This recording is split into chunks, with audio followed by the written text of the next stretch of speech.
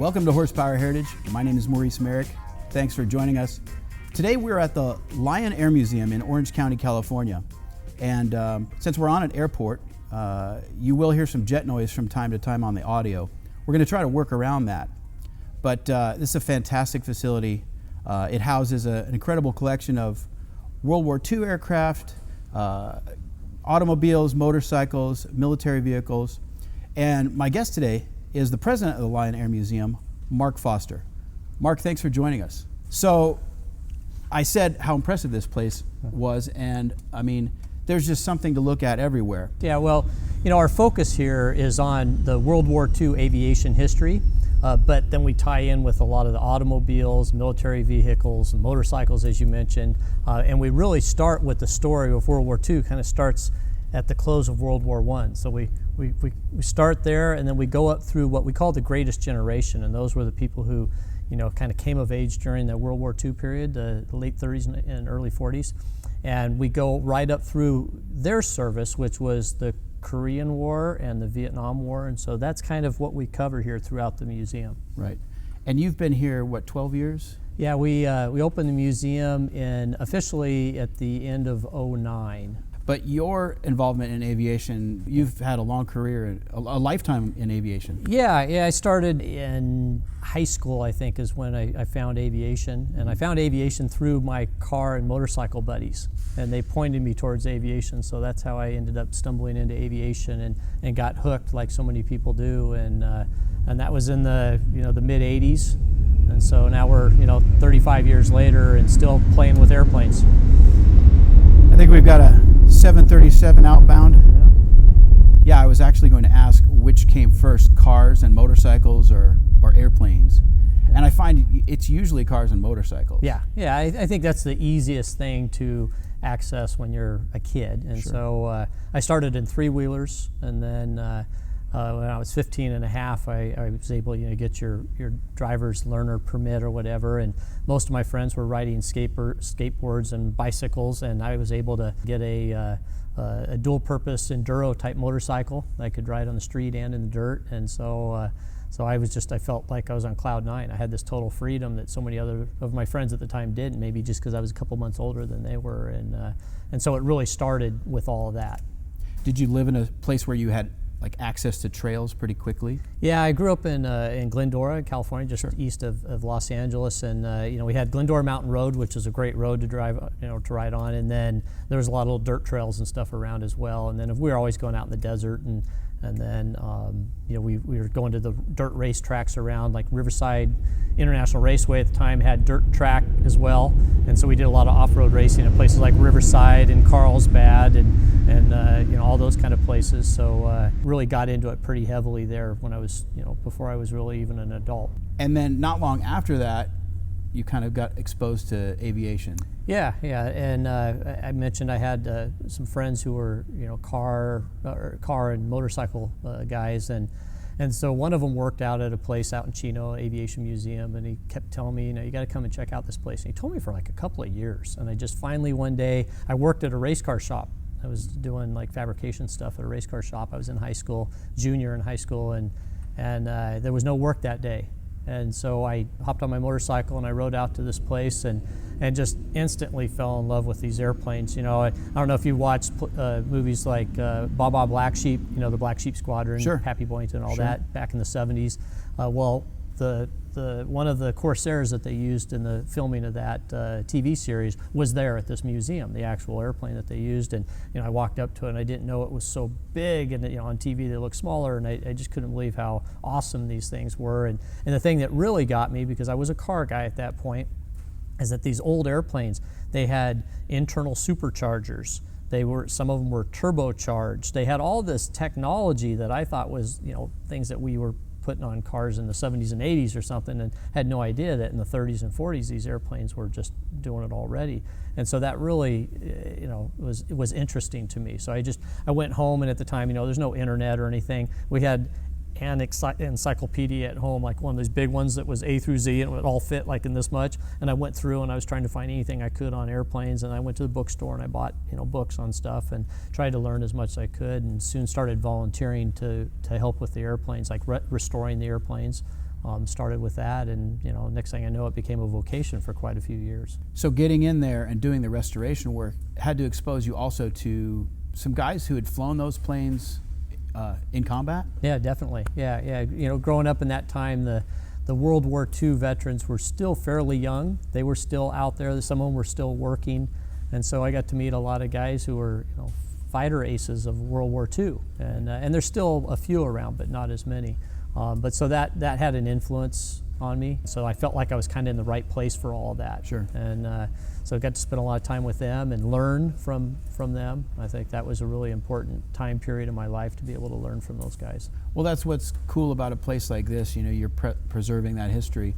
By the way, are all the planes airworthy? Yeah, all the airplanes in Lyon Air Museum are airworthy. However, we don't fly all of them. We don't keep all of them on an active flight status. So right now we have 4 airplanes that are airworthy and flown regularly. The B-25 right behind us here is the newest to add. It hadn't flown for a few years, and we're just getting ready to fly it again, and it'll be the 4th one. Right. And then we fly, do some local air shows, but mostly, just to do demonstrations here and, right, give rides and so forth. Yeah. I'll just go through a few of the aircraft. So behind me is a DC-3 in American Airlines livery. Mm-hmm. And is that an original American Airlines?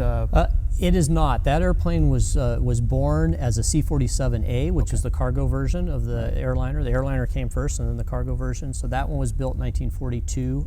That one saw service as a cargo and paratrooper airplane, even on D-Day. Mm-hmm. So it was a D-Day airplane, D-Day survivor.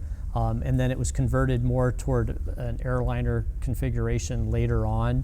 And then we chose, when we acquired the airplane in, I want to say it was 2008, late 2008, we chose to put an American Airlines livery because of General Lyon, our founder's association with American Airlines. Right. And we're going to talk more about General Lyon later on in the show. It's a great subject. Absolutely.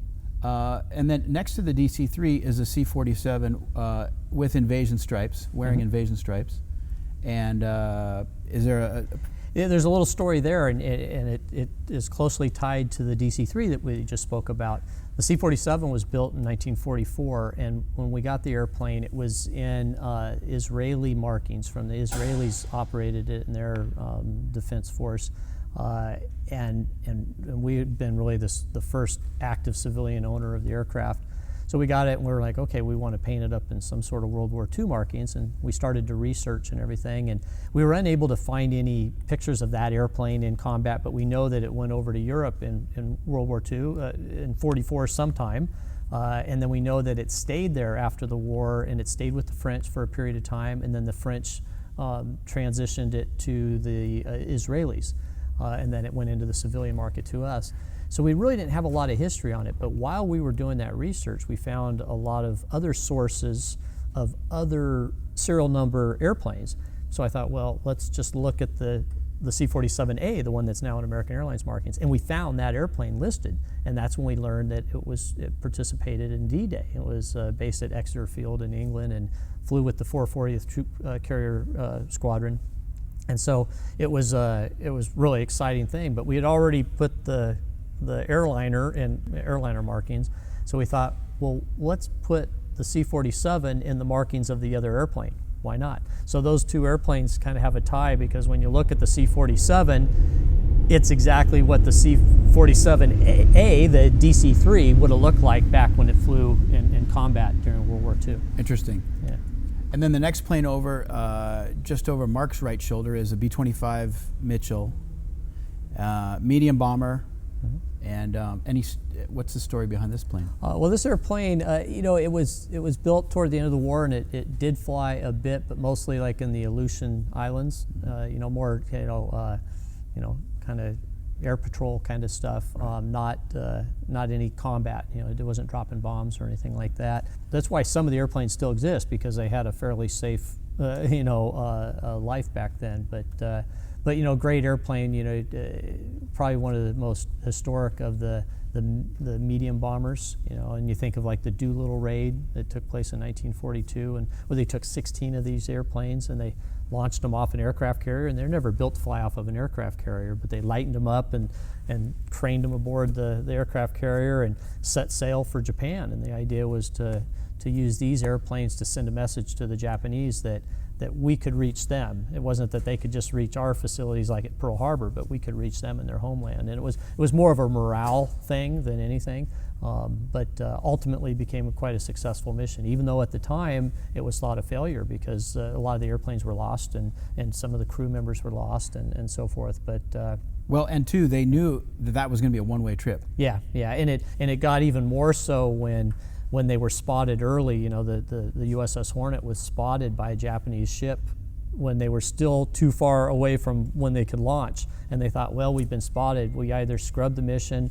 or we launch anyway. And they launched anyway, knowing that they weren't going to have enough fuel on the other side after dropping their bombs in Tokyo and going on into China. They wouldn't really make it where they needed to go. So a lot of them were bailing out along the shore there. And so Jimmy Doolittle at the time thought, wow, you know, I just led a terrible mission. And then they started looking at it and they go, wow, not only did it increase our morale, but then think of what it did to the Japanese at that time. And we needed to do that. We needed to show them that we could strike back. We could strike back, and so it kind of evened the playing field a little bit. I actually flew to Japan and interviewed 3 Japanese veterans who were on the Pearl Harbor mission. Wow.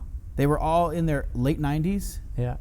And it's not easy to get these guys. I had to email back and forth to a Japanese contact for like 2 months. Wow. And here's the interesting thing. He kept saying things like, this is very difficult to do. And I would respond back, thank you, I appreciate that, and I know you're doing your best to help us out, and please let me know if you have any news. And this went on for a while. And finally, one day, he said, it is arranged. And he gave me the names of the 3 guys we're going to interview. And the whole time I'm thinking, okay, well, this was great communication. But it wasn't. One of my colleagues told me, he said, no, when he was telling you in those emails, this is very difficult, that's their way of saying no. Yeah. But I didn't understand that, so I didn't take no for an answer. And it's just funny how communication works, and our social etiquette in different cultures varies. Yeah, it's interesting that you say that, because we did a trip in 1995. We took 2 airplanes, a P-51 Mustang and a Japanese Zero fighter, to Japan to do air shows with them, and it hadn't been done, you know, really ever with the Mustang and the Zero flying together, and it was fly as friends Right. air show. Right. And so we went over there and we had to, you know, disassemble the airplanes, put them in a container, and then ship them over there, and then meet them over there and assemble them and, you know, run them and all that. And I went over as a mechanic, and then there was 2 guys who were flying them. I hadn't flown the P-51 yet, and so, but I'd run the stuff and been around it and so forth, and knew the airplanes pretty well. And so we were over there for months in '95. I think I was there for 70-something days in that period, over 5 trips. So we were doing a lot of back and forth. But what you just said there, I mean, you know, it's a different culture. The communication, they were wonderful, but never really knew exactly if the message you were trying to convey was making it. You know, we had some good interpreters, of course. But one thing that was probably my favorite thing we did there is, after one of the air shows, one I remember in particular, we had the Japanese Zero pulled into just the front of a hangar, and the doors were open, and we had a line. They brought us all of these World War II veteran pilots, Japanese pilots, and they all stood in a line, and I stood up on the wing, and we helped them get into the cockpit, each one of them. And you know, it was kind of a range of emotion, you know, watching, you know, some of them got in and they just kind of looked around, and they got out, and I wasn't even sure if maybe they just got in the wrong line, like, you know, maybe they had never even sat in a Japanese Zero before. And then others got in and they started reading all the, is it kanji, but whatever the writing is on the instrument panels, because that's all authentic in that airplane. And they started reading all that, and tears were coming down their cheeks, you know, and it was just, you could tell they remembered that. And I even met one guy who had made multiple missions as a kamikaze, which is kind of odd to say, multiple missions as a kamikaze. Well, he kept setting out to attack a ship, And every time he took off, I'm sure people might, there's probably some humor in this, but he would take off. The airplane started running so poorly, he was truly afraid that he would not make it to the target and his life would be wasted by just crashing en route. So he would come back to the base and say, it's not running right. And they thought, oh, well, you're just afraid to go on the mission. He's like, no, I really want to go on the mission, but you got to fix the airplane. And somehow in all this, it was right toward the end, and he never went on the final mission with an operating airplane, and he survived and to tell that story. And yeah, these were the stories we were hearing, and it was just absolutely incredible. I get a little bit of emotion about these airplanes. Mm-hmm. They're really special. They really are, yep. And there's such a connection to the character of the people who built them, flew them, maintained them, supported them. I mean, you can just feel all of that when you're around these airplanes. What'd you think of Japan, by the way? Pretty interesting country. Yeah, I enjoyed it. The food was fantastic. Oh yeah. The hospitality, excellent. It was kind of funny because I'm a very independent person. I like to be on my own schedule all the time, which is just one of my interesting characteristics, I guess. But over there, we were on somebody else's schedule. They would pick us up, they would take us to dinner, they would drop us back at the hotel, they would do all this stuff, they would travel. And they wouldn't really tell us any of this. So we would get in a car and we thought, maybe it's, we're going to drive 20 minutes to a restaurant. It would be 2 hours. Wow. And then other times you get in a car and you'd hang a U-turn and stop on the other side of the street and get out and go into a restaurant. So you never knew, but wherever they took us, it was always fantastic. Well, they wanted to impress you. Yeah, they did. When you say impress us, on my last trip, I went one more time in '96 on a unrelated to the air shows thing, but we actually took a T-6 Texan over there and assembled it and checked out someone there, an air show pilot, Japanese air show pilot, and he was going to do air shows with the airplane. So we went over there in '96, and we were going to be there about a week, and there was 2 of us, a friend of mine who's a former F-16 fighter pilot. And so we got there, and they asked us, do we have an international driver's license? And we kind of look at each other and we go, no. And they go, oh, that's okay. And we're thinking, well, of course it's okay. You guys drive us everywhere. What are you talking about? We get to the hotel, and the guy turns around. He goes, we have Ferrari for you. And we go, okay. And so we were there for a week, and they gave us a 348 TS, and they gave that to us for a week to drive. So the 2 of us, my F-16 fighter pilot buddy friend, and I and the airport and the hotel were 45 minutes apart.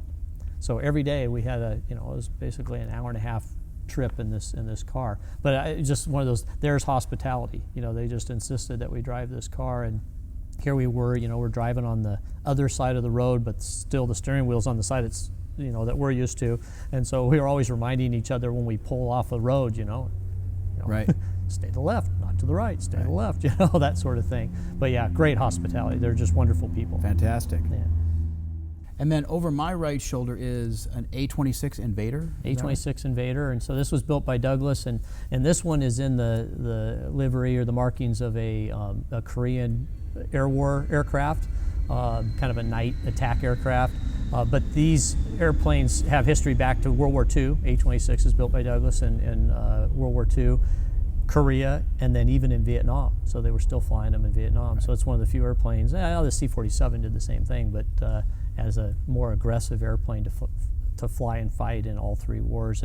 And some people get these mixed up with the B-26, the Marauder. Which was a Martin. Which was a Martin, very good, yeah. And then the next plane over is probably, it's the most famous bomber of the war, if not the most famous plane, the B-17 Flying Fortress. Yeah, so it was a heavy bomber, World War II. It was powered by 4 big radial engines, and it would carry typically 9 to 10 guys into combat. A lot of these probably made famous during the daylight bombing missions over Germany, and where some of the losses were really heavy at the time.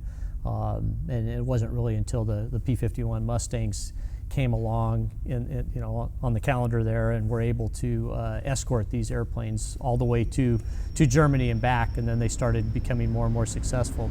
But yeah, most famous bomber probably of all time, B-17 Flying Fortress. Yeah, prior to the Mustang coming into the theater, the P-47 did not have the range Yeah.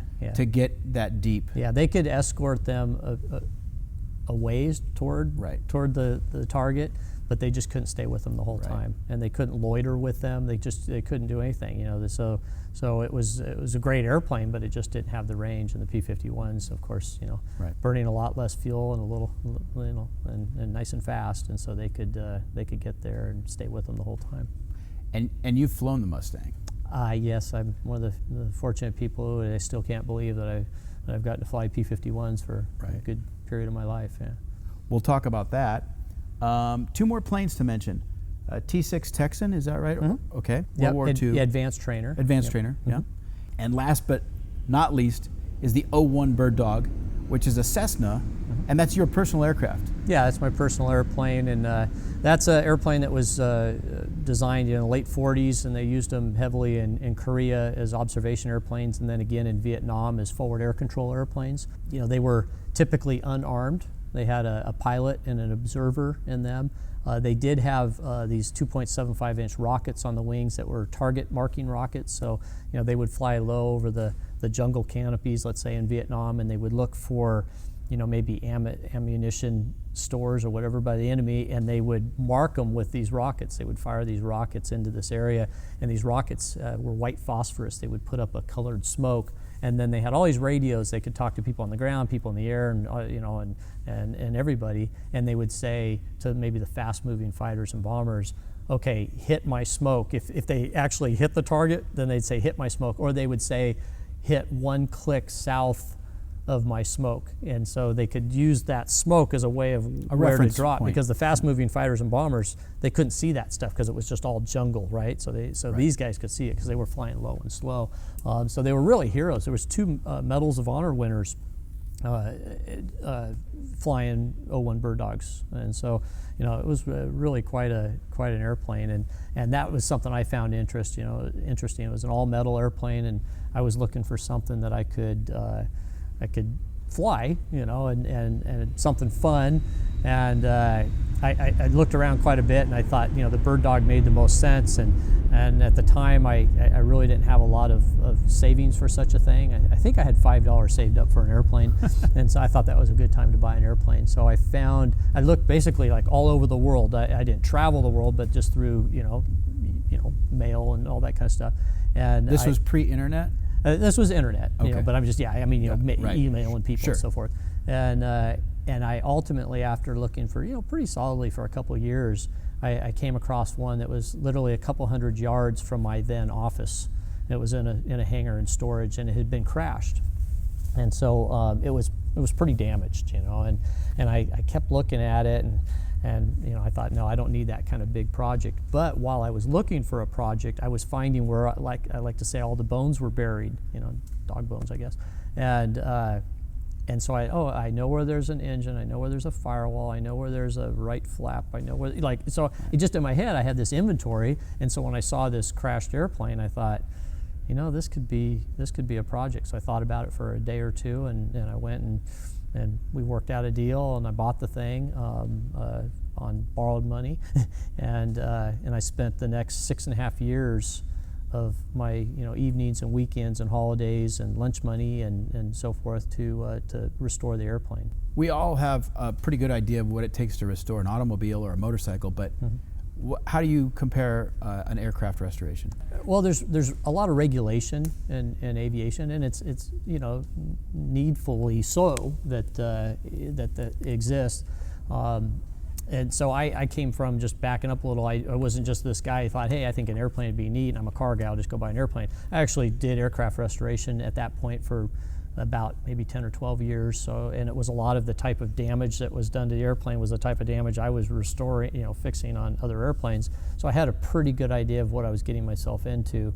But with airplanes, everything's documented. There's a record keeping, and there's steps along the way where an airframe and power plant mechanic may be doing the work, and then an inspector authority, who's an FAA designee, comes in and certifies the work, so to speak, like looks over and double checks everything. And then there's logbook entries, and there's forms that get submitted to the FAA so that there's information that kind of follows that airplane of what kind of repairs were done to it, that kind of thing. And I think there's similarities. I think you clean things and you straighten things and you paint them and you use all new hardware and and all that kind of stuff. So I think there's a lot of similarities in the aircraft restoration, and I'd say the differences are more on like the regulatory side, record keeping and so forth. You don't have to sign off a car really for most part.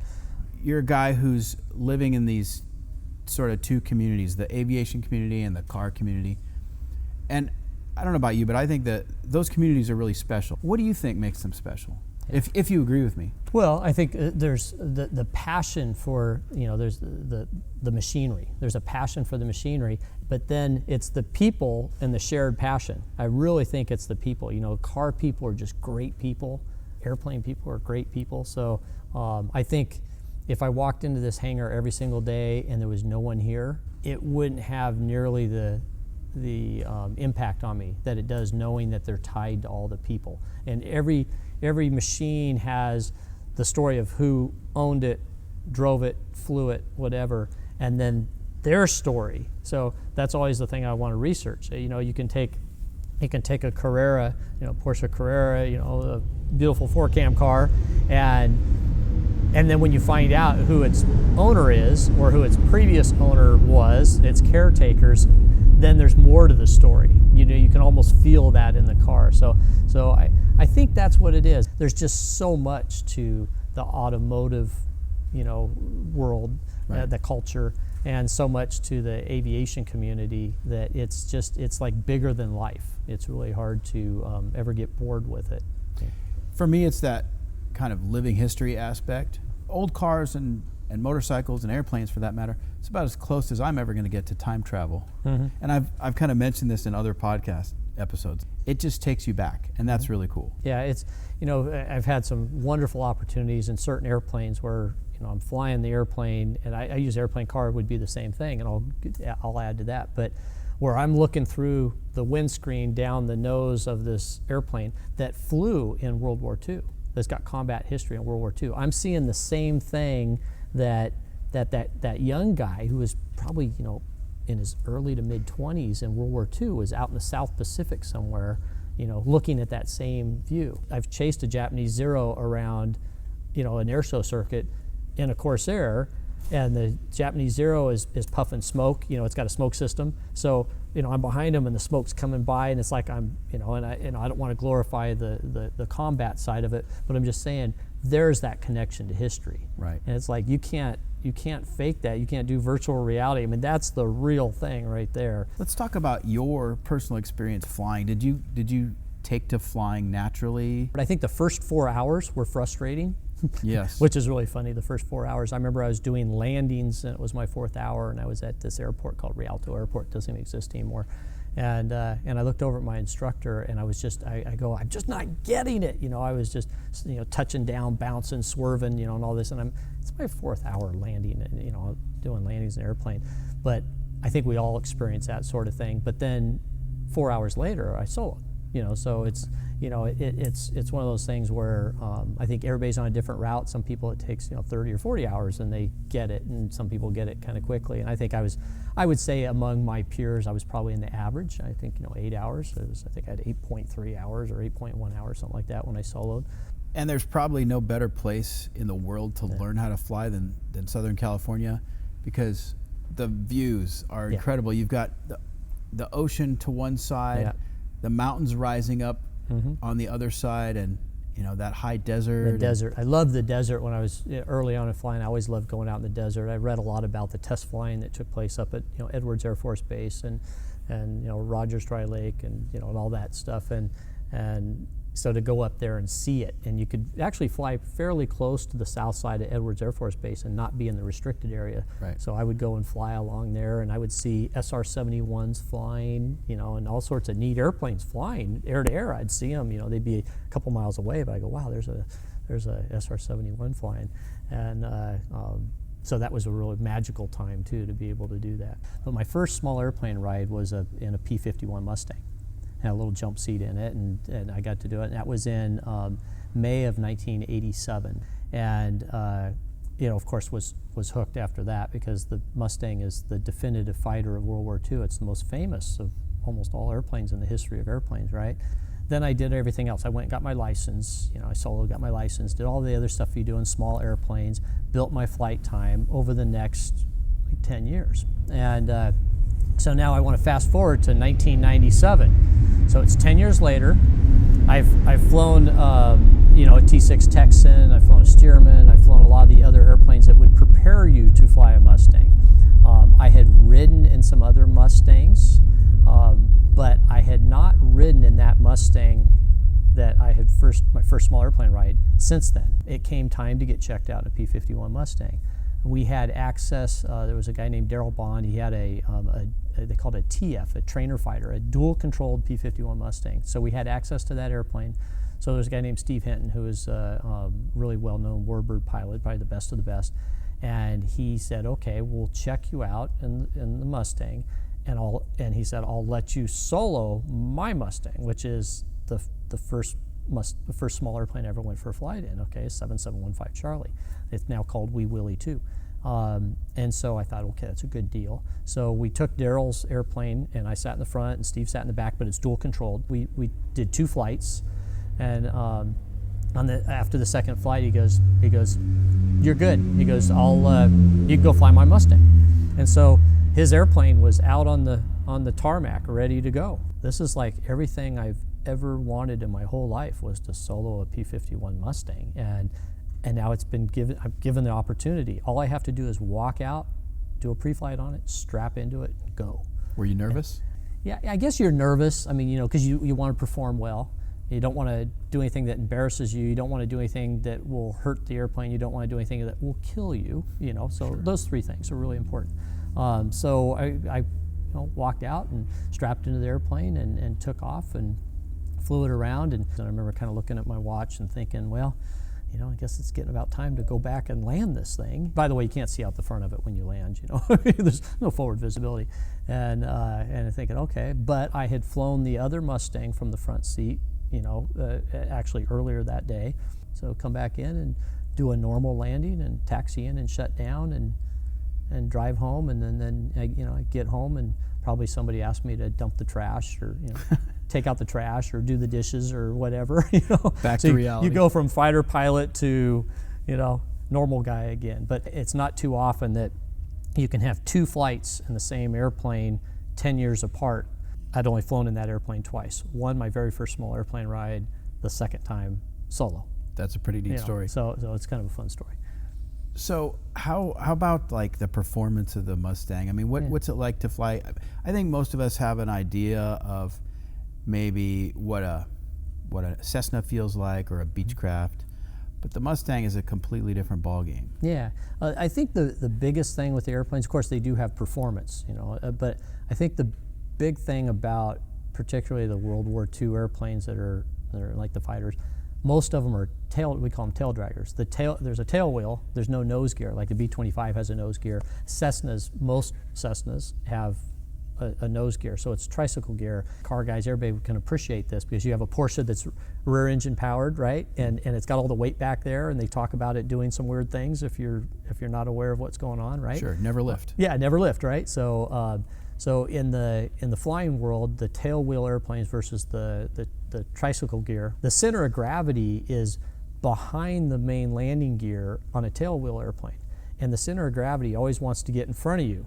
I mean, it's the heaviest thing, right? So Sure. if you start to swerve, it wants to completely swerve. So a tail dragger is always, the tail wants to get in front of you. Right. So your job is to keep it behind you. Right. And you use the rudder for that, and some differential braking if you're really in trouble. Now, you do have some weather vaning effect. You have things like if the wind's straight down the runway, it helps keep things going straight. I mean, there's a lot of that going for you. But so a Mustang is a tail dragger. So you have to have that training to get to that level. So that's that one thing. And then you add the 1,490 horsepower, or 1,600 depending on where emergency. But you add that horsepower to it, and then the value and the history and everything else, and that's your experience. You can't see out the front of these tail draggers very, very well. A Mustang is fairly narrow at the nose, so your peripheral vision is, you see here and here, right? A Corsair, fatter, you're farther back, so now you see here and here, so you kind of lose a little. So that means like when you taxi, you have to do S-turns. You have to look this way and look that way. You kind of hang your head out when you're doing S-turns taxiing out. If you don't, you could run into a whole airplane in front of you. You and would not see it. A whole airplane. It happens. You can go on YouTube and watch people running into airplanes, and people have been unfortunately killed because the guy was taxiing out and didn't do an S-turn and ran into somebody in front of him. The people get in front of you, just can't believe it. It's like like driving blind, right? And then some of the difference between the Mustang, of course, is the Mustang's designed, and I mentioned Porsche before. I think Porsche is a great. We're surrounded by Porsches, right? When you sit in a Porsche, it just feels right. Like everything's kind of in the right spot. It's like you're wearing the car. You're wearing the car. It's in the right spot. And a Mustang is very much like that, where the throttle is, where the stick is, where your feet, you go forward, and where the rudder pedals are, and the way the instrument panel's set up, and you really feel like you wear it, and it just feels great. Then you get into an airplane like the Corsair, and the Corsair is a Navy airplane, carrier-based fighter, and you get in that airplane, and it's just like an awkward truck, but it's really cool. It's a cool, awkward truck. So now, what do we compare in the car world to that? I'm sure there's something. Maybe you're probably a pre-war Bentley. Yeah, something like that. So it's kind of cantankerous, and it's neat, but it's not ergonomic. And so the Corsair, instead of having your hand way out with the throttle on it, it's kind of back here, like this, and you sit really far behind the center of gravity, so far behind it that when you look down out of the cockpit, you see the ground. Whereas in a Mustang, you're kind of on the center of gravity. You look down, you're looking at the wing because you're above the wing. So you're way back, and then it's got this really long nose, and it's got a 2,000 horsepower radial engine up there. And I forgot how far it is away from you, but it's really far. I mean, it's like a hike. Yeah, and you're thinking, like, you're looking up there, and it's got this propeller, and I think it's about 13 feet 1 inch. Some people out there might correct me and say somewhere over 4 inch, but it's over 13 feet in diameter. That's a big propeller, right? So this big Hamilton standard propeller out there. It's big aluminum blades on the early 3-bladed Corsair, like the one that I'm associated with. And you move the throttle, and the engine reacts to it.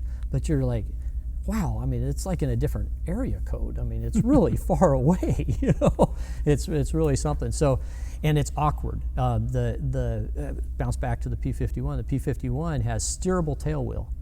And so when you're on the ground and you're taxiing, you move the rudder pedals, and it steers the tail wheel. It puts pressure on it. It'll steer the airplane to a certain range. The Corsair, the tail wheel is free castering, and it has a lock-unlock. And so you would unlock it for carrier landing because you're going to use the hook to land, and then you lock it if you're going to land on a runway, just a regular runway. And so when you're taxiing out, it's unlocked so you can do your S-turns. But there's really not a lot to keep it from swerving off the runway. I mean, you literally, when you're taxiing something like a Corsair, if you look into the cockpit and look down to change a radio frequency to anticipate, like, oh, I'm going from ground frequency to tower frequency, and you switch that, you'll be off in the dirt. I mean, you really have to be paying attention because of the tendency. So, trying to compare that to, cars. You get different views out of a car, different performance. I'm sure the high performance cars versus something that you really have to work hard to drive. Like on a racetrack, some of the slower cars really require a lot to keep your momentum going and all that. Kind of the same between Cessna 150 and the P-51 Mustang. What it makes me think of is, a lot of the pre-war cars where you had a magneto, and you had to adjust your spark advance, and you had to pressurize your fuel system with the hand pump on those little tiny things that were engineered out of cars but they demand your attention. Yeah. You know. And the airplane has those too, because you're changing altitudes. So your pressure's changing. So like you have to rejet a carburetor if you're going to take your car to the mountains or whatever. Unless it's some fancy newer fuel injected whatever car. But the old cars, right, change the jetting. In an airplane, you can't be changing the jetting when you climb through 4,000 feet or 6,000 feet. So you have a mixture control, and you are, in many of them, they do have some that are automatic mixture, but a lot of the time you're constantly leaning as you go up in altitude, and so you have in a car, you have, let's say, a manual transmission, like a 4-speed or whatever, and a clutch, or you have an automatic, and the automatic, maybe it's first, second, third, and sometimes like an overdrive, right? In an airplane, that propeller out there is kind of if you wanted to think about it, it's kind of like your transmission, because as you have different air loads on that propeller, like if it's a fixed pitch, which means it's just a solid propeller like the Wright brothers, it's just a piece of wood, or a piece of metal that's ground to a blade. If you start diving, the RPM of your engine's going to go up. Even if you don't put any fuel to it, it's just going to start going up, because the propeller is driving the engine. So you start going down, and you start getting that. And then if you pull up, and unless you add more power, if you have any more power, you might be at full throttle, but it's going to start bogging down, right? So then they have on airplanes like the P-51 and the Corsair and all that, T6, they have a constant speed propeller.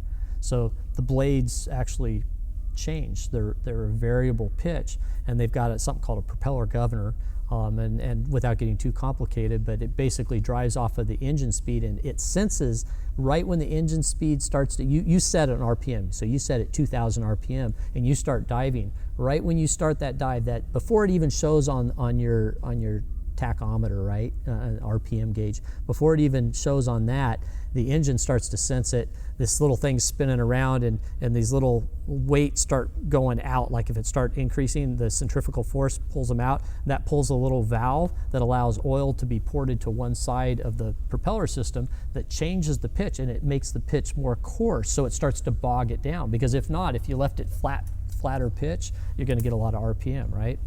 So now you're diving, and it's starting to pull back. If you start diving really steep, and it's gone back as far, it'll try to hold that 2,000, try to hold it. Now it's done. It's the blades are as coarse as they can go, and you're still diving, and you're still going steeper and steeper. Now your RPM will start coming up.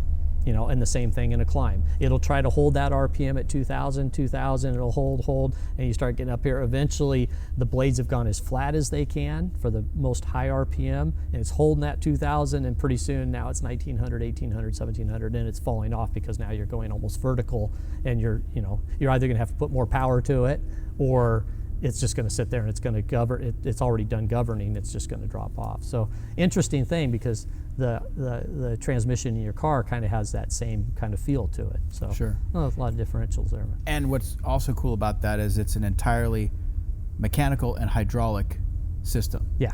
All that's the other thing when we talked about what drew me to the airplanes from the cars and motorcycles when I was a kid is all those systems. Everything's very mechanical. It's very advanced. I mean, you think of for that time, it's really interesting. But like that prop governor, right? Somebody had to figure that out, right. and the way the carburetors are, they're pressure carburetors, so they don't have a float in there, and then pressure carburetor typically, you can go upside down for a period of time, and the float, you don't have a gravity issue and all that kind of stuff, and it's and then there's boost pumps to keep pressure, so for like takeoff, in your old Bentley or whatever, you're pumping up the fuel pressure, right? Well, in one of the old airplanes, you're turning on a boost pump to make sure that you have fuel pressure, because they're not gravity feed, and that pressure carburetor is going to need it. It's got an engine-driven fuel pump that's on all the time. It's driven mechanically by the engine. Then you have an electric auxiliary or boost pump. So just get technical. I think people like that kind of stuff. But they do. But by the way, the centrifugal governor mechanism. So that that goes back to steam engines. Yeah. Stationary engines. Exactly. Yeah, so they pull that technology from that and started, when the first airplanes didn't have those propellers, right. But then they started going, look what we're doing with the, steam locomotive stuff and all that, and they, okay, well, let's take some of that technology and solve a problem.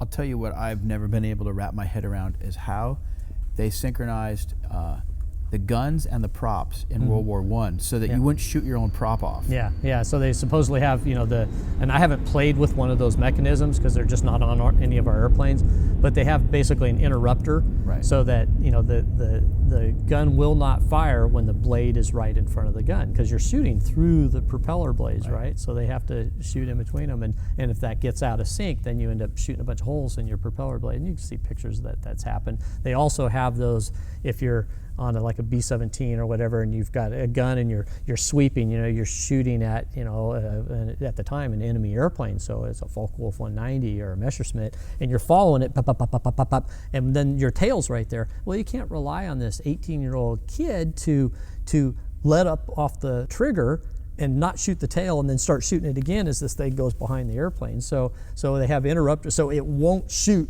when there's part of your airplane in it. At least theoretically it Right. won't. Yeah, I think sometimes that didn't always work, but interesting though. Imagine you're the 18-year-old ground crewman who has to synchronize the guns on a SPAD or a, Yeah, exactly. Yeah, there's a lot of responsibility in all that stuff. Yeah. And a lot can go bad in a hurry. One of the cool things about a lot of these World War II aircraft is that they had forced induction because you're flying high, you need the performance, the air is thin. So, like for example, the Mustang, Yeah. right? Mm-hmm. Yeah, very critical. So the Mustang has an internal supercharger, and that's required again when we talked about the altitude compensation. But really, an airplane's going to produce its power kind of at sea level. At the highest barometric pressure, right? As you go up, that goes down, and you start getting less and less, and eventually you run out. You just don't have enough air to get through the engine. It's too thinly spread out, right? So you have to forced induction, like you mentioned, and so some of the airplanes were turbocharged, some of them were supercharged, some of them were turbocharged and supercharged. So the P-51 has an internal supercharger. The T-6 has a supercharger. So it's an advanced trainer. World War II has a supercharger, kind of neat, right? The Corsair a supercharger. It's basically an impeller at the back of the engine. It's just like that big, and it's a little impeller, and just pushes a bunch of air in there. The B-17, the Flying Fortress, that was. Each of the engines has an internal supercharger, but then they had a turbocharger. Each of the engines has a separate turbocharger with a wastegate at the back and all that. You can see them on our airplane over there. So that's technology that's from the 30s. Right. And we get all excited about these, new little cars that have the, hey, it's turbocharged. Well, that's great. They had that in the 30s. Yeah. Yeah. So much technology trickled back and forth between aviation and automobiles, particularly race technology. Mm-hmm. One thing I just want to mention really quickly, none of these aircraft were pressurized. None of the airplanes that we have here are pressurized. The B-29 was pressurized. Yes. But that was like the first, was it not? The first combat aircraft. Yeah, in that direction. Yeah. Right, yeah. So about the Lyon Air Museum. So General William Lyon established the museum. In researching General Lyon, what I thought was cool was, so when he was born, you still didn't need a license to be a pilot. The formal licensure process had not been established by law yet. And by the time he retired, we'd been to the moon and back.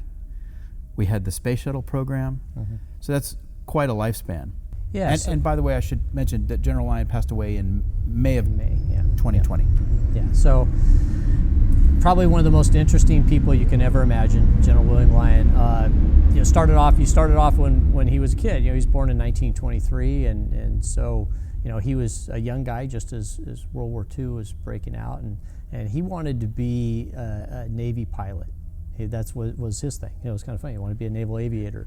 And he actually went through the process, and it looked like he, Navy ROTC, and it looked like he was going to go that route. And he got to the physical. They do basically kind of a flight physical thing. And he failed the physical due to a deviated septum. Just a weird situation. So he had it corrected. He had it actually surgically corrected and went back. And would you believe that he got the same examiner? And the same examiner failed him again. I think probably because he knew like pre-existing condition kind of thing. So he failed him again. So General Lyon was really not a big fan of the Navy after that. But he ended up becoming a flight instructor, a civilian flight instructor, and he got assigned in Arizona to train ultimately, ironically, naval aviators. So he became a flight instructor, and he did that for a while, and then he was always trying to get something going to where he could go be in the military and fly overseas. World War II is going on, and so he threw a lot of effort on his part, but he ended up aligning himself with the Ferry Command, and these are the guys who were delivering airplanes all over the world. And so and at the time he thought he was really missing out. He thought, gosh, I want to just be assigned, I want to go overseas and I want to just fly in a squadron with some group. And but what had ended up happening is he was flying all these different airplanes and he was getting all this great experience. And that great experience really served him well for many years to come. But so after the war, he was a service pilot. He didn't really even have the official Army wings, it would be later Air Force wings. He had these wings that they basically have an S in them as a service pilot, and it's kind of like he thought it was embarrassing. He walked in like, well, you're not one of the real guys, and that drove him crazy. But he had to continue to campaign, and finally he became a lieutenant. He got his commission, became a lieutenant in the Air Force, and then he was in the reserves, and ended up volunteering going to Korea in the reserves, and he flew full time there. He did like 75 combat missions while he was there. He was flying C-46s and C-47s. We have the C-47 here, and then meanwhile working his way up. He had started his home building business in the 50s. He ultimately became Chief of Air Force Reserve, so it's the highest ranking general in the Air Force Reserve. He's the top guy, and so he was doing that from 74 to 79, and he was flying all these type of airplanes all throughout his career, which is just really amazing because a lot of people will only fly one or two airplanes in their military flying career, and that's it. He recognized that there wasn't anything local, locally here in Orange County, where the next generation could come and learn about the greatest generation.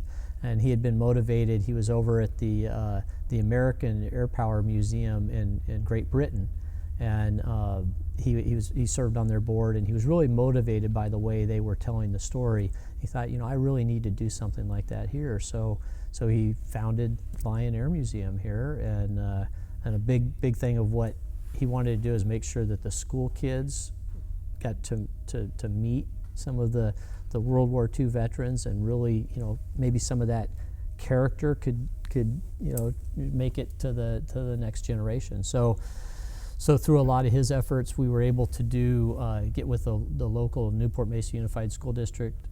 They added us as part of their 6th grade curriculum, and so we have field trips. We have the 60-something classes come through the museum every year, and that's all because of General Lyon's vision of wanting to share the stories of the greatest generation. Do you think kids today are still impressed with all this? I mean, they've got a million things that are bombarding them, electronics. Exactly. It's such a great question. And I thought the same thing. I was really wondering, like, how is this really going to go? Are the kids going to come here and kind of be disrespectful, and just because they're, they got their own things in life, and, this doesn't mean as much to them.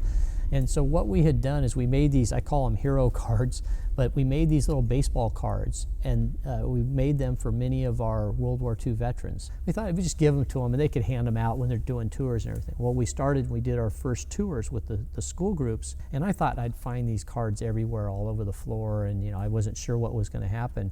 But what I found is at the very end, we do a 20-minute free period where the kids can just hang out together, they can walk around, and they can see everything.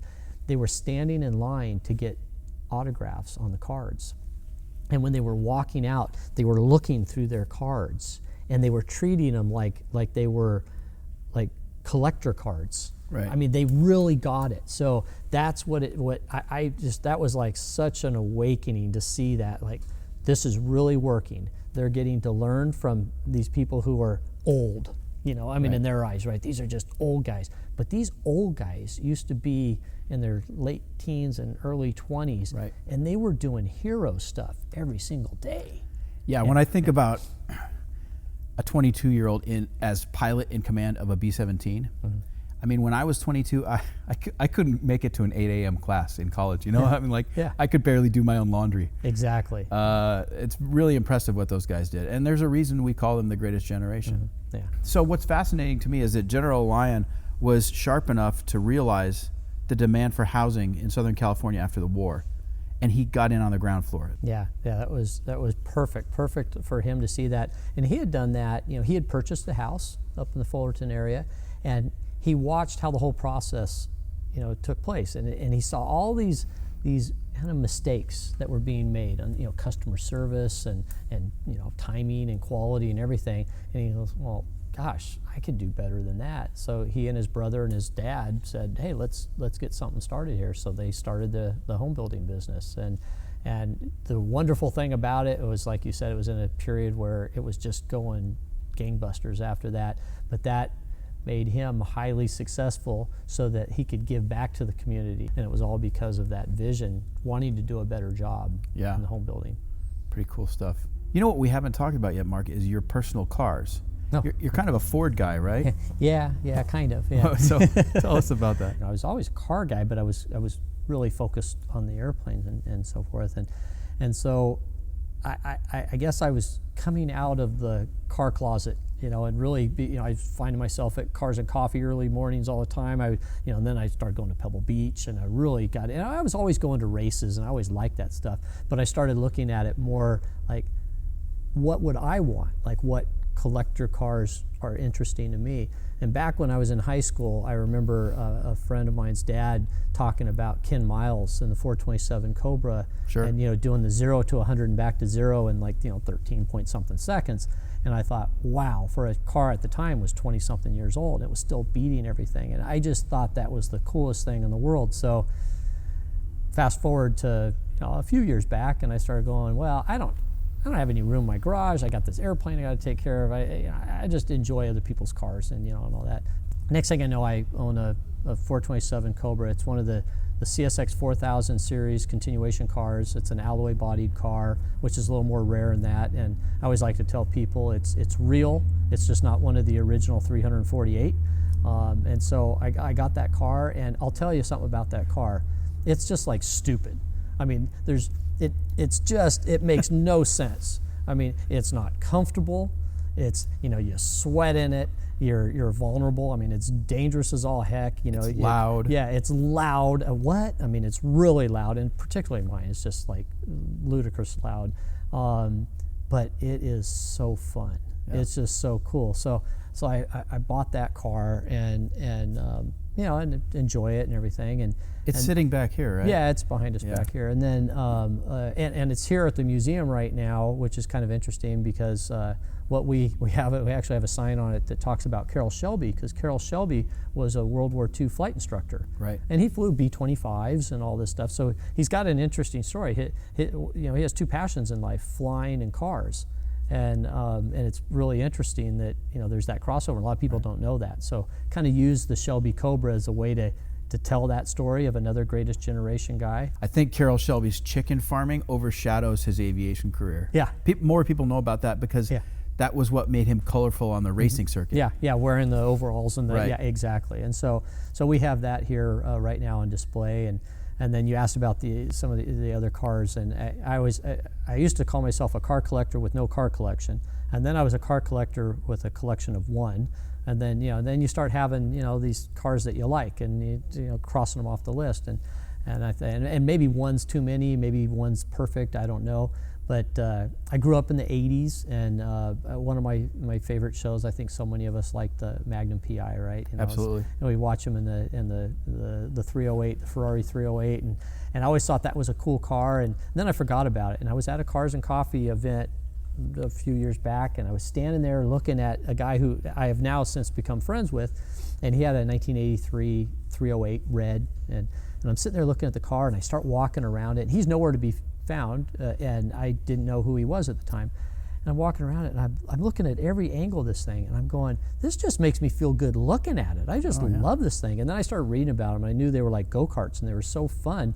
And they weren't crazy price, They're a little expensive to maintain, but they're not too bad, and you can work on them. I was going to say analog. They have a reputation for being one of the Ferraris that you can turn a wrench on at home. Yeah. You mentioned Magnum PI. It was a good show. It was a good show. It's a well-produced show. Yeah. Great characters. Tom Selleck. How can you not love Tom Selleck? Yeah. It was just great. Everything about it. It's funny. He wore. He always had the Detroit Tigers ball cap on, but he also occasionally had. It said Da Nang VMO2. Right. And 99% of the people out there don't know what VMO2 is, but VMO2 is VMO. It's V fixed wing. That's the naval aviation term. M Marine and O observation. And so that was a fixed wing Marine observation squadron number 2. They flew bird dogs, which is like my O1 bird dog, right? So anyway, so that ties all this together. I'm looking at this car. I'm just thinking, this is so cool. One of these days, I'm going to own one of these. I'm just going to buy one. And like a year later or something, I started. We had a visit here. We always have these car clubs come to Lion Air Museum. It's a great place to go when they park in the parking lot, and then they come in and enjoy the museum. And we had a 308 group show up, and so I'm out there walking around looking at all the 308s, and I'm looking in the mileage on them. I'm looking in them, and they're like 60, 70, 80, 90, 100 and something thousand miles. I'm like, these people drive these things. So I start talking to a couple of the guys, what's it like to own one of these things? And the passion, they just had so much passion. Oh, wow, this is really cool. I think I might, have to move this up on my list. Right.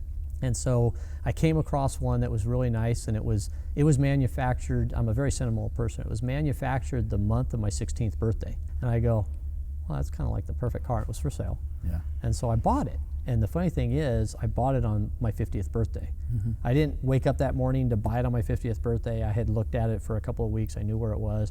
I just woke up. I was sitting at my desk, and I thought, you know what? Might as well do something, So I bought the car, and I have not regretted it one bit. That is such a fun car. I mean, so it's totally different. I have Ford versus Ferrari now, right? Ford v Ferrari, but the 308 is such a it's kind of high revving. It's like a sewing machine. Once you get up in a certain 4,500, 5,500 RPM, it just gets super smooth. The steering wheel is kind of like this, like a go-kart, and it feels like a go-kart when you drive it. And it's so light and nimble, and it's just such a fun car. And it doesn't make a lot of noise like the Cobra, so I can actually drive it to Laguna Beach and have lunch or something. So I bought that car. So now my collection doubled in size. And I was like, wow, this is nuts, and way too many. But I still had a few cars that I'd always liked, and I always liked E-type Jags. Sure. And I think this Porsche thing didn't help. And then the General Lion's son Bill races Porsches. That didn't help because I was always going to the races and watching that. So all of a sudden I find myself being like a Porsche guy. I'm trying to learn about Porsches, and I like 356 coupes and 911s that kind of have a little race inspired. I kind of like that kind of look, and with this going on, I started looking for Porsches. But at the same time, I had this desire to. I always liked the 65 and 66 Shelby GT350. Who doesn't, right? Yeah, right. And so I was kind of looking around, and just not that long ago, I came across one that kind of fit the bill. I didn't want like the stock perfect pretty one. I wanted more driver quality. I wanted something a little, I always say race inspired, but like with the competition, front bumper on it, roll bar, that kind of thing, the torque thrust wheels, American racing wheels, that kind of feel. And this car was that car. I came across it and I thought, oh my gosh, okay. And so I ended up buying that car as well. And so that's the latest edition. So I've got those three. That's it for now. But someday the Porsche, I'd probably a 911. Porsches are super comfortable. Yeah. Your GT350, was that kind of a stealth sale? Was it advertised? Yeah. Interesting that you ask. It was advertised on and off over a period of time. The guy his heart wasn't really into selling it, but the car was advertised with a few key words that sometimes make people shy away. And for example, the numbers matching engine wasn't in the car but came with the car. A lot of people don't want to hassle deal with that. Right. I found it actually kind of a good thing. Yeah. The engine was running when it came out. He only switched it because he had one ready to go, and he was doing a firewall forward kind of restoration on the car, and he thought, oh, I'll just stick this in there. And also in the record, it mentions something about it being wrecked at one point. Well, people shy away from that. Well, I tracked down and found the guy who knew the guy who wrecked it. Turned out it wasn't a wreck. He was Laurel Canyon in the rain near his house, and he bumped into a wall. Right. And did nothing to the car. I mean, like you change one little item and it was no big deal. But it's things like that that make people shy away, right? And I see that on Bring a Trailer all the time, where cars are going up and they're going up, and then you get some comments in there, and the people, oh, well, you got to watch out for this, you got to watch it. And I think some people miss out on good cars because they get spooked. And so, you got to kind of look at that stuff and be willing to risk a little bit. When I went to look at this car, I took a guy who is a GT350 expert with me. And we both drove the car, and he crawled all over it, and I had done my research, and I knew all the history on the car and all that kind of stuff, and so it made sense, and so I was able to pick it up. But it wasn't one of those high visibility sales. It was kind of a quiet sale. Bidding on Bring a Trailer is really cheap thrills. Oh, I love doing it. Oh, I do it, yeah. And I still bid all the time, where I'll know, like, I'll say, yeah, I'll definitely, I could pay for it up to this point, and I would be totally happy because it's worth way more than that. And so sometimes I'll do it without even a lot of thought, right. And I do the same thing on eBay, Yeah. and especially like certain things I know that have a reserve, like I've seen them advertised elsewhere, and I know about where they're going to be, and I'll run them up to what looks like a pretty big number, and I know it's just not going to happen. But if it does, great, and then it's fun. It's a thrill of doing that. And I like that buy it now feature on eBay. I don't mess around anymore with stuff. If I need a part, or some kind of piece of memorabilia, I just do it because. And I'm kind of new to this whole the buying cars. I'm not a seller. That's the funny thing is I tend to buy and hold. I'm just not I fall in love with stuff. It becomes family members. I know the story. I research the heck out of the car, and I call the former owners if I can. And I document everything, and so I'm not one to just next month it's a new flavor and I get rid of the other car. I don't do that kind of stuff. But you talk to a lot of people, and I'm not this really wealthy guy. I'm just your average guy. But what I will say is that I think a lot of people miss out because they're trying to get a deal, and if they would just go up a little more, they get the car that they want. And in a few years from now, they're not going to care if they spend an extra X amount of dollars on it. It's really true. Yeah. You should buy the best car you can afford, because if you try to go the other direction initially, you're just going to pay more on the back end. Yeah, you pay more on the back end, or you miss out. Yes. You just don't get it, and then 2 years later, you're still kind of I wish I had that car. But by then, who cares if you paid an extra X amount of money for it? So I don't have any retirement money left, but I have these 3 cars. Don't worry, you won't lose any on those, and that's a great little stable. I mean, they're all 3. They're just different enough, and just they're all exciting in their own way. Yeah, and I love every one of them.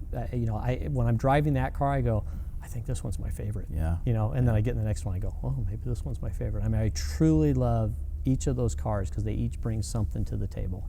Have you done a tour yet with the 308, or is that like a rally type? No, I haven't. Event? I think that'd be a perfect car for a rally type event. It would be, and I've been invited. It is a comfortable car, Yeah. and I'm tall. I mean, I'm at 6'1". I'm not Tom Selleck 6'4" or whatever he was, but he had the seat rails removed, and they bolted the seat to the floor for him, and his head still stuck. He was really tall torso, but I'm pretty comfortable, and I'm used to being hunkered up in something anyway. I kind of like that feel, so it fits me. So I could go on long cross country in that car and wouldn't think much of it. But I've gotten invited a few times, just haven't taken any yet. It'll happen. Yeah. We can't end this without talking about all these incredible Porsches in the building right now. What's the deal? Yeah, I know. It seems kind of odd because we have all these World War II airplanes and we have Porsches. So, we're car guys. There's such a crossover that we want to get as many people to come and learn about the greatest generation, about the airplanes. So we started displaying cars, and it started back right when we opened. And the first one we did is we had 10 Duesenbergs in here. So can you imagine 10 Duesenbergs all in one spot? And they looked so nice among the airplanes. I mean, the photo ops just fantastic. So we thought, wow, that was really neat. So the next year we did Packards. And then, we started doing these things. We did vintage motor racing one year, and last year we did Ferraris.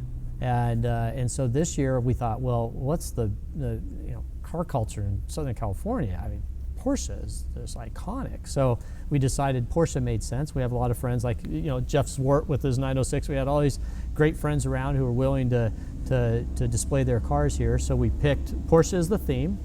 And what we typically do is we do July 1st through Labor Day, and we have them on display during that time period. Now with the pandemic, lockdowns and so forth, our schedule's been jumbled. So I will say anybody coming out, they should definitely check ahead to make sure that we are actually open during that time period.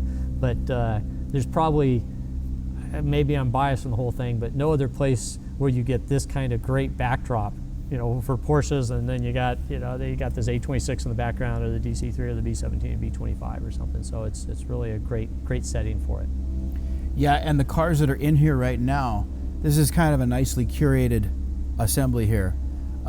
There are competition cars. There's a 550, a very special 550. You got the 550. That 550 was driven by Ken Miles at Riverside International Raceway back in 1956.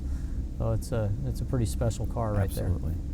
Mark, tell everyone how to find the museum, and then if you want to share any Instagram accounts or anything like that. Sure. Okay, so Lion Air Museum is typically open 7 days a week. We're here on the west side of John Wayne Airport. We're at the airport. Best way to know what's going on here is to follow our social media.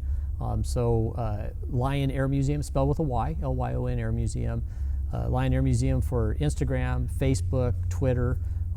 If you want to follow mine personally, which I have a lot of stuff at Lion Air Museum, I'm on Instagram, and it's Mark R. Foster, so at Mark R. Foster, Mark with a K. Between those, you'll kind of know what's going on. Car events and airplane events and all sorts of stuff. So definitely follow us and keep an eye and make sure you come and visit.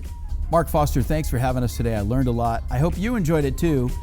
And if you have questions, comments, what you like, what you hate, someone you'd like to see me interview on the show, you can email me at horsepowerheritage@gmail.com. Until next time, I'm Maurice Merrick. Thanks for listening.